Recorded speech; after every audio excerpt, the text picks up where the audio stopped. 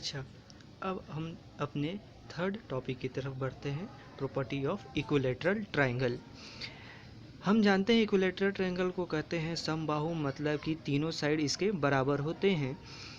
और इसकी एक प्रॉपर्टी होती है कि इसके तीनों एंगल भी बराबर होते हैं, और वह एंगल का मेजर जो होता है, ईच एंगल का मेजर जो होता है वह 60 डिग्री होता है। इसे एक एग्जाम्पल की तरह हम लेते हैं और सॉल्व करने का प्रयास करते हैं। आप भी ट्राई कर सकते हैं कि कैसे प्रत्येक एंगल 60 डिग्री होता है। एग्जाम्पल को हमें इसमें दिखाना है कि इक्विलैटरल ट्रायंगल का प्रत्येक एंगल 60 डिग्री के बराबर होता है। इस प्रॉब्लम को सॉल्व करने का थॉट प्रोसेस जो होना चाहिए, कैसा होना चाहिए, एक बार सोचिए। मुझे ऐसा लगता है कि अगर एक बार हम लोग यह प्रूफ कर दें कि इक्विलैटरल ट्रायंगल का प्रत्येक एंगल इक्वल होता है, तो हम फिर दिखा पाएंगे angle sum property of triangle से कि प्रत्येक एंगल 60 डिग्री के बराबर होता है। क्योंकि एंगल सम प्रॉपर्टी क्या होती है ट्रायंगल की, कि प्रत्येक एंगल का सम अगर किया जाए, यानी कि तीनों एंगल का सम किया जाए, तो वो 180 डिग्री के बराबर होती है। यह angle sum property of triangle होता है। ठीक है, तो अब हमारा काम बस बच गया कि हम कैसे दिखाएं कि प्रत्येक एंगल इक्वल होता है। चलिए देखते हैं। क्योंकि अब हम क्योंकि हमें यह दे रखा था कि ट्रायंगल ए बी सी जो है वह इक्विलैटरल ट्रायंगल है। क्योंकि यह ट्रायंगल ए बी सी एक इक्विलैटरल ट्रायंगल है, तो इसके तीनों साइड बराबर होंगे। अब हम किसी दो साइड को ले लेते हैं, जैसे A B is equal to B C, A C को ले लिया। ठीक है, A B equal to A C को ले लिया। तो अगर हम यह ट्रायंगल में ये माने कि A B equal to A C है, तो आइसोसेलेस ट्रायंगल की property angle opposite to equal sides of a triangle are equal, मतलब कि ये दो साइड बराबर हैं तो इनके करस्पॉन्डिंग अपोजिट वाले एंगल जो होंगे, वो भी इक्वल होंगे। तो angle A B C equal to angle A C B, angle A C B equal to angle A B C, ये हमने कर सकते हैं जब ये दोनों चीज़ें बराबर हो तो। अच्छा, फिर हमने यह किया कि अब इसके दो और साइड ले लिए, जैसे कि B C equal to A सी ले लिया। तो उससे भी हम लोग ये कह सकते थे कि angle B A C equal to angle A B C हो जाएगा। B A C equal to angle A B C हो जाएगा। कब? जब B C equal to A C हो। ठीक है। अच्छा, आज जब हम इक्वेशन वन और इक्वेशन टू को देखेंगे तो हमें ये दिखाई दे रहा है अब क्लियर कि हाँ, यह angle A, angle B, angle C जो इंटीरियर एंगल है, यह तीनों के तीनों बराबर हैं। ठीक है, अब हम क्या करेंगे, वही एंगल सम प्रॉपर्टी लगाएंगे ट्रायंगल की, कि ट्रायंगल ए बी सी में प्रत्येक तीनों एंगल का सम 180 डिग्री के बराबर होता है, ये हम जानते हैं। और 1 2 3 से हम ये कह सकते हैं कि तीनों एंगल सेम है, तो इसीलिए हमने 3 times of angle A B C लिख लिया 180 डिग्री के बराबर। अब इक्वेशन में हम यहाँ देख सकते हैं कि एंगल ए बी सी यानी एंगल बी जो हो गया वह 60 डिग्री हो गया। इसी तरह से हम लोग बाकी एंगल को भी यहाँ पर रिप्लेस करते जाएंगे और इस तरह से देख सकते हैं कि बाकी एंगल भी 60 डिग्री के आ जाएंगे। Hence each angle of equilateral triangle is 60 degree proof हो जाता है। ठीक है, ओके। अब नेक्स्ट टॉपिक हमारा क्या है, inequality in triangles. Inequality in triangles, inequality का हिंदी होता है असमानता इन ट्रायंगल। अभी तक हम लोग ट्रायंगल में यह बात करते आए हैं कि ट्रायंगल का ये साइड बराबर हो, एंगल बराबर हो तो ये कॉन्ग्रुएंट हो जाएंगे। फिर उसके बाद हम लोगों ने आइसोसेलेस ट्रायंगल के दो साइड बराबर हो तो वो उसके अपोजिट एंगल बराबर हो जाएंगे। इक्विलैटरल ट्रायंगल में तीनों साइड बराबर होते हैं तो तीनों एंगल भी बराबर होते हैं और प्रत्येक एंगल 60 डिग्री होते हैं। लेकिन अब हमारा चौथा टॉपिक जो है वो थोड़ा सा अलग है।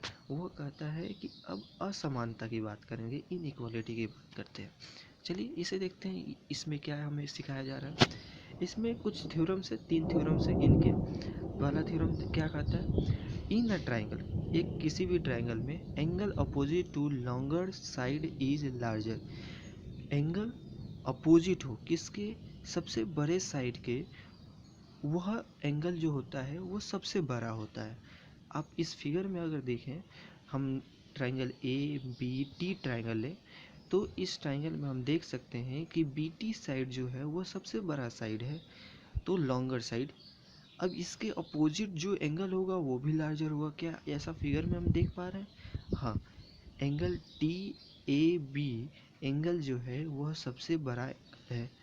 अच्छा, हम इसी तरह से एस ए बी ट्राइंगल में देखें तो सबसे बड़ा साइड बी एस है, और इसके अपोजिट एंगल जो है वो एंगल एस ए बी भी जो है वो सबसे बड़ा एंगल है एस ए बी ट्राइंगल में। अब इसी तरह से इन बाकी R A B triangle, Q A B triangle और पी ए बी ट्राइंगल में देख सकते हैं कि जो सबसे बड़ा साइड होगा उसके करस्पॉन्डिंग, उसके अपोजिट जो एंगल होगा वह सबसे बड़ा एंगल होगा। अच्छा, ये तो फिगर से क्लियर हो जाता है थ्योरम 1 की जो सबसे बड़ा साइड होगा उसके अपोजिट जो एंगल होगा वो सबसे बड़ा होगा। अब थ्योरम 2 पे चलते हैं। वो क्या कहता है कि किसी भी ट्राइंगल में side opposite to largest angle is longer, मतलब वह साइड जो अपोजिट हो लार्जेस्ट एंगल के वह।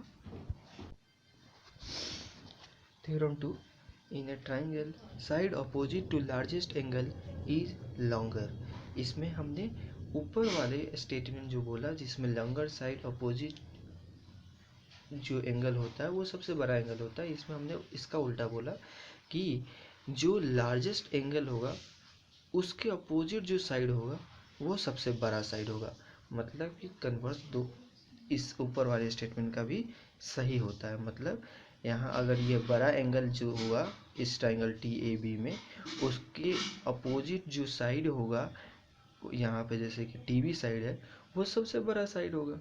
तो हम कह सकते हैं कि किसी भी ट्राइंगल में जो सबसे बड़ा साइड है उसके अपोजिट एंगल जो होता है वो सबसे बड़ा एंगल होता है, और किसी भी ट्राइंगल में अगर कोई एंगल सबसे बड़ा है उसके अपोजिट जो साइड होगा वो सबसे बड़ा साइड होगा।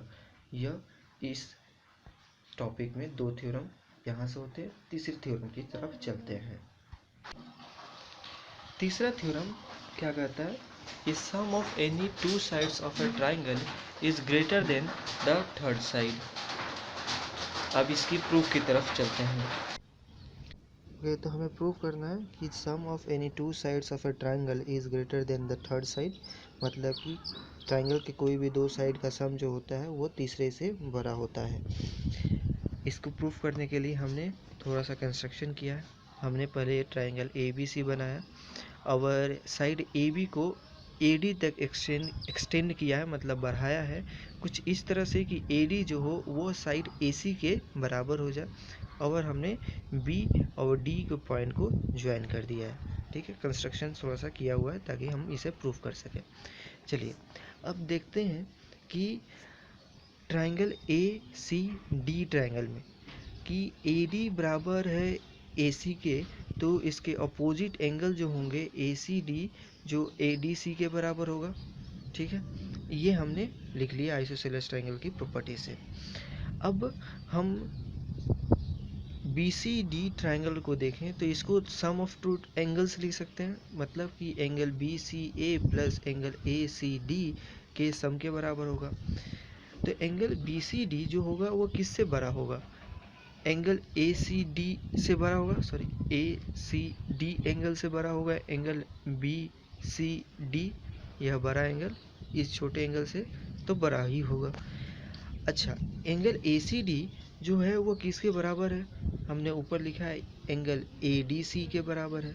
तो हमने क्या किया कि एंगल बी सी डी को जो एंगल ए सी डी से बड़ा था उसको हम कह सकते हैं एंगल बी सी डी जो होगा एंगल ए डी सी से बड़ा होगा, तो वही हमने यहाँ लिखा हुआ है। ओके, हमने अभी थ्योरम 2 में पढ़ा कि किसी भी ट्राइंगल में जो सबसे बड़ा साइड होगा उसके अपोजिट जो एंगल होगा वो भी बड़ा होगा, और उसके अपोजिट हम थ्योरम 2 में पढ़ा कि जो एंगल सबसे बड़ा होगा उसका अपोजिट जो साइड होगा वो सबसे बड़ा होगा। ठीक है, तो हम triangle B C D triangle में देखें तो एंगल बी सी डी के अपोजिट कौन सा साइड है? बी डी साइड है, ठीक है। और एंगल ए डी सी के अपोजिट देखें, ए डी सी यानी कि यह कह सकते हैं बी डी सी के अपोजिट जो साइड है वो है बी सी।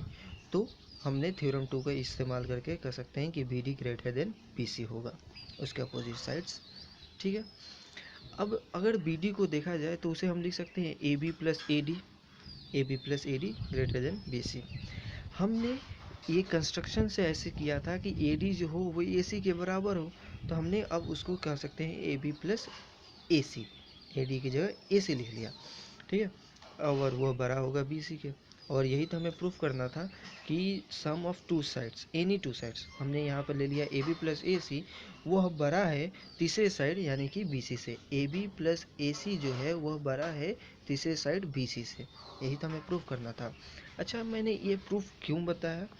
दरअसल अब इसके आगे आप हमेशा ध्यान रखें कि जब भी कहा जाए कि कोई तीन साइड ट्राइंगल बनाएंगे कि नहीं, तो आप इस प्रॉपर्टी का यूज कर सकते हैं।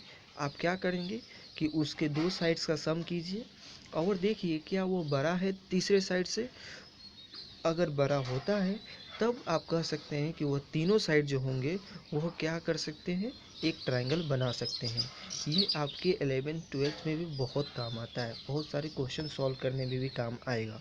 इसलिए इसका मैंने इस थ्योरम का प्रूफ बताया है, ये प्रूफ कैसे होता है। और इस प्रॉपर्टी को इसलिए आप ध्यान रखेंगे ताकि क्वेश्चन आगे करने में आपको आसानी हो। चलिए इनइक्वालिटी इन ट्राइंगल्स में कुछ एग्जांपल्स करते हैं। एक एग्जांपल ये ले सकते हैं कि दिए हुए फिगर में दो ट्राइंगल जैसे यहाँ बनाया गया है और हमें यह दे रखा है कि एंगल बी जो है वो बड़ा है एंगल ए से।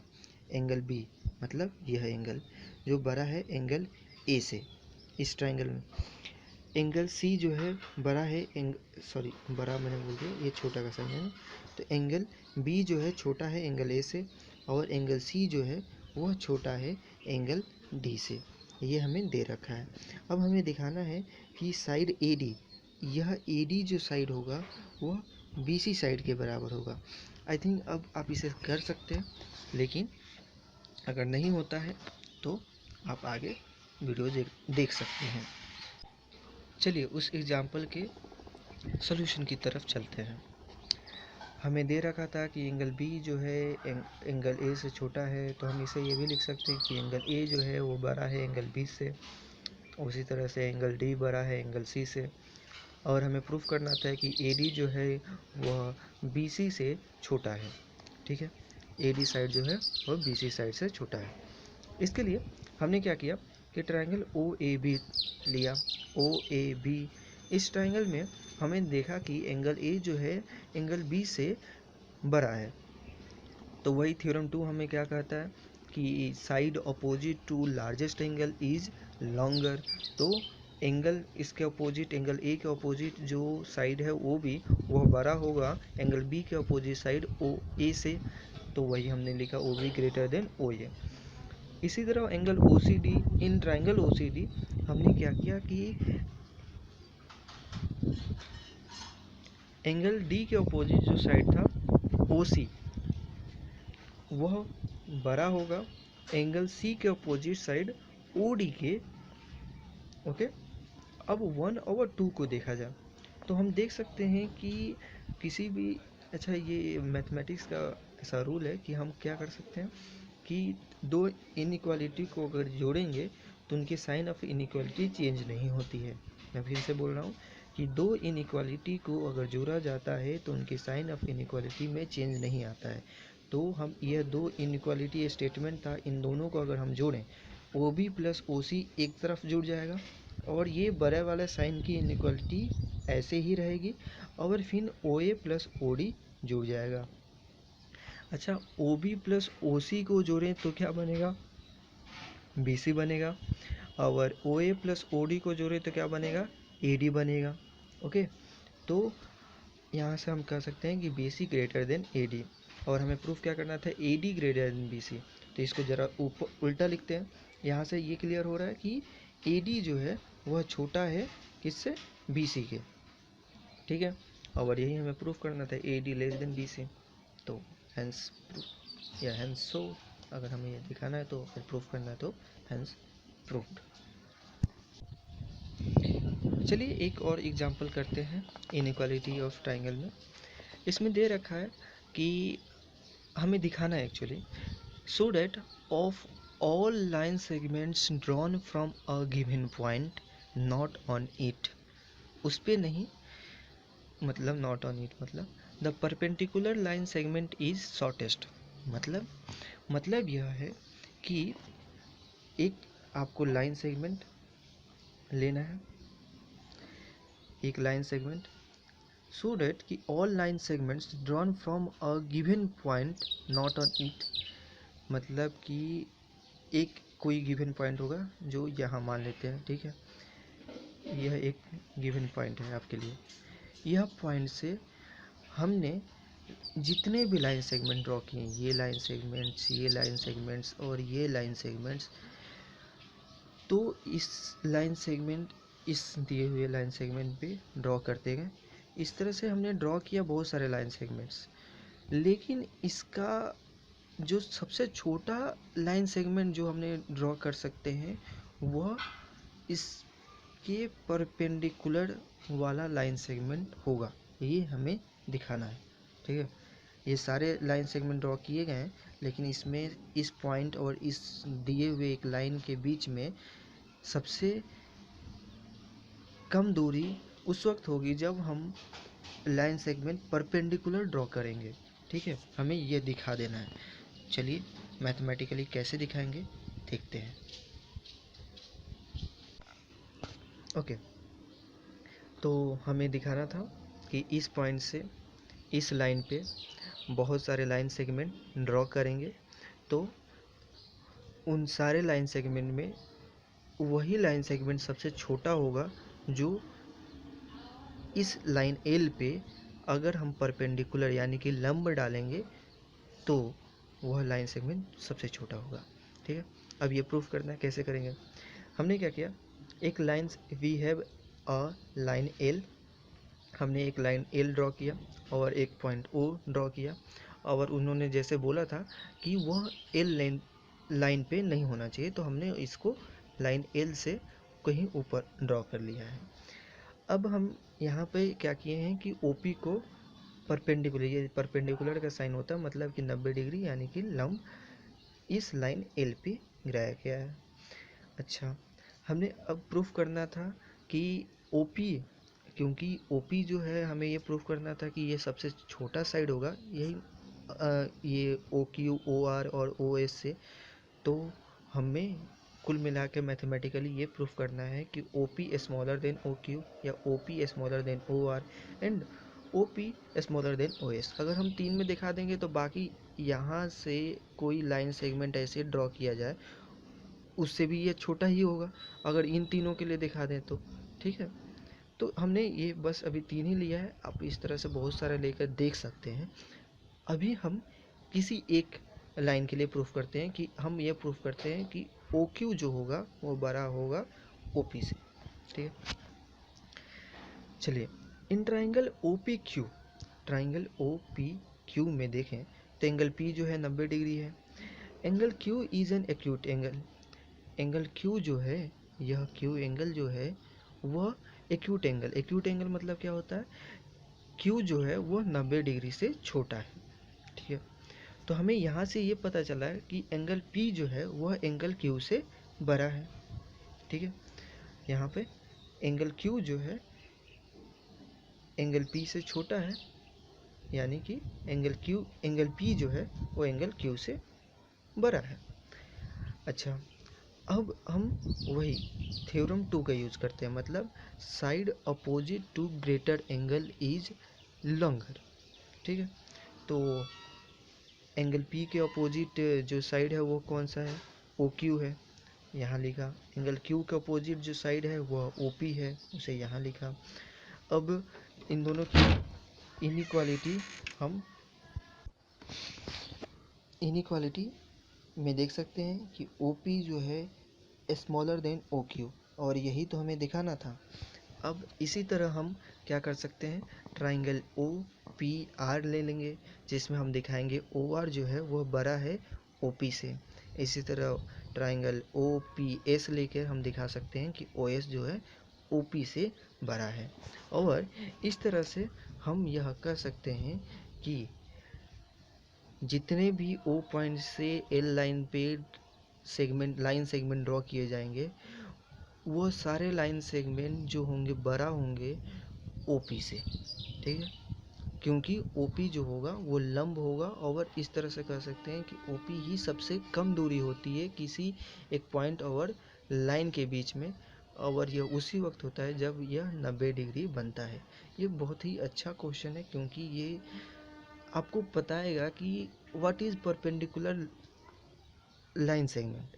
और जब हम इसका मतलब कि परपेंडिकुलर कहते हैं, इसका मतलब ये होता है कि वह पॉइंट या वह लाइन, अगर मान लीजिए यहाँ पर हमने एक कोई लाइन ड्रॉ किया, तो उस लाइन और ये एल लाइन के बीच का सबसे कम दूरी जो होगा वह दोनों पे जब परपेंडिकुलर जाएगा तभी होगा, ठीक है।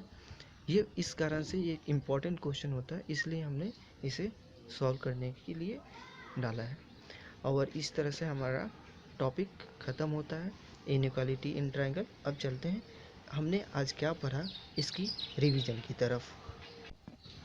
ओके, तो आज हम लोगों ने ट्रायंगल चैप्टर में क्या क्या पढ़ा इसको रिवाइज कर लेते हैं एक बार। हमने पढ़ा कॉन्ग्रुएंसी ऑफ ट्रायंगल्स, और इसमें बहुत सारे क्राइटेरिया थे, और वो बहुत सारे 5 ही क्राइटेरिया हैं, ज़्यादा नहीं है। और एक एक करके देख लेते हैं कौन कौन सा था। एस मतलब साइड एंगल साइड, इसे कह सकते हैं बा को बा। और मतलब एक तरह से याद रखने के लिए ये भी कह सकते हैं कि दो साइड के बीच का एक एंगल और दो साइड उधर जो बगल वाले होंगे वो दोनों, और यह एंगल बराबर हो, तो वो एस क्राइटेरिया से दोनों ट्राइंगल कॉन्ग्रुएंट हो जाएंगे। एस एंगल साइड एंगल, दो एंगल के बीच का साइड, दूसरा क्राइटेरिया था। तीसरा क्राइटेरिया एस था, जो स्पेशल केस था ए का, और इसी ऑर्डर में होना चाहिए, एक एंगल और फिर एक साइड, तो यह तीसरा क्राइटेरिया। फिर चौथा क्राइटेरिया कि तीनों साइड क्रॉसपॉन्डिंगली दूसरे ट्रायंगल के और पहले ट्रायंगल के इक्वल हो, तो हम कह सकते हैं कि वो एस क्राइटेरिया से कॉन्ग्रुएंट होंगे। और RHS मतलब होता है कि राइट एंगल, आर मतलब एच मतलब हाइपोटेनस और एस मतलब साइड। तो यहाँ मतलब राइट एंगल मतलब होता है 90 डिग्री, और हाइपोटेनस मतलब कर्ण होता है, मतलब 90 डिग्री के अपोजिट वाला साइड। और यह क्राइटेरिया जब फॉलो होती है कि एक राइट एंगल हो, मतलब दोनों ट्रायंगल में एक एंगल जो 90 डिग्री होना चाहिए, हाइपोटेनस उसके बराबर होने चाहिए, और उसके कोई भी दो साइड जो बच जाते हैं, वो साइड में से कोई भी एक साइड बराबर हो जाते हैं क्रॉसपॉन्डिंगली एक दूसरे से, तो वो हम लोग RHS से कॉन्ग्रुएंट कर लेते हैं। अब चलते हैं, हमने दूसरा टॉपिक पढ़ा क्या, प्रॉपर्टीज ऑफ आइसोसेलेस ट्रायंगल के बारे में। इसमें हमने पढ़ा कि अगर किसी भी ट्रायंगल ABC में अगर वो आइसोसेलेस ट्रायंगल है, और उस आइसोसेलेस ट्रायंगल की ये खास बात होती है कि वो उनके दो साइड बराबर होते हैं, जैसे इसमें दिखाया गया कि AB जो है AC के बराबर है। तो अगर ऐसा केस आता है तो हम कह सकते हैं कि इनके अपोजिट्स जो एंगल होंगे वो भी बराबर होंगे, मतलब एंगल ABC जो होगा एंगल ACB के बराबर होगा, ठीक है। अच्छा, और अगर हम लोग इस ट्रायंगल में एक ए वर्टेक्स से अगर हम लोग एक लंब डालें BC साइड पे, तो वह साइड BC को दो इक्वल भाग में डिवाइड कर देता है, यानी AD is perpendicular bisector of side BC। यह दो प्रॉपर्टीज़ आइसोसेलेस ट्रायंगल में हमने पढ़ी, और इसके प्रूफ्स भी पढ़े। और फिर हमने थर्ड टॉपिक पढ़ा, प्रॉपर्टी ऑफ इक्विलैटरल ट्रायंगल। इसमें हमने पढ़ा कि प्रत्येक साइड जो होते हैं इक्वल होते हैं, और प्रत्येक एंगल भी इक्वल होते हैं, और उनका ईच एंगल का मेजर जो होता है वो 60 डिग्री होता है। और चौथा टॉपिक हमने पढ़ा इनइक्वालिटी इन ट्रायंगल। इसमें हमने 3 थ्योरम पढ़े। पहला कि angle opposite to longer side is largest, side opposite to larger, spelling थोड़ी सी गलती है, larger angle is longest, and sum of two sides is greater than third sides. In any triangle. हम किसी भी ट्रायंगल में यह कह सकते हैं कि जो एंगल होगा, अगर लॉन्गर साइड के अपोजिट वह एंगल है तो वह सबसे बड़ा एंगल होगा। अगर सबसे बड़े एंगल के अपोजिट जो साइड होगा वह सबसे बड़ा साइड होगा। और इसी तरह से हम यह तीसरा थ्योरम कहता है कि दो साइड का जो सम होता है किसी भी ट्रायंगल का वो बड़ा होता है तीसरे साइड से, जो कि बहुत ही इम्पोर्टेंट प्रॉपर्टी है किसी भी ट्रायंगल के बनने के लिए। ये था हमारा आज का टॉपिक ट्रायंगल, और उसमें हमने जो पढ़ा उसका रिवीजन। आपसे मैं ये सजेस्ट करूँगा कि प्लीज़ आप और भी क्वेश्चंस इस पे करें ताकि यह टॉपिक आपका बहुत ही अच्छा टॉपिक बन जाए। और अंत में यही कहूँगा, please like the channel and subscribe it. Thank you. नमस्ते।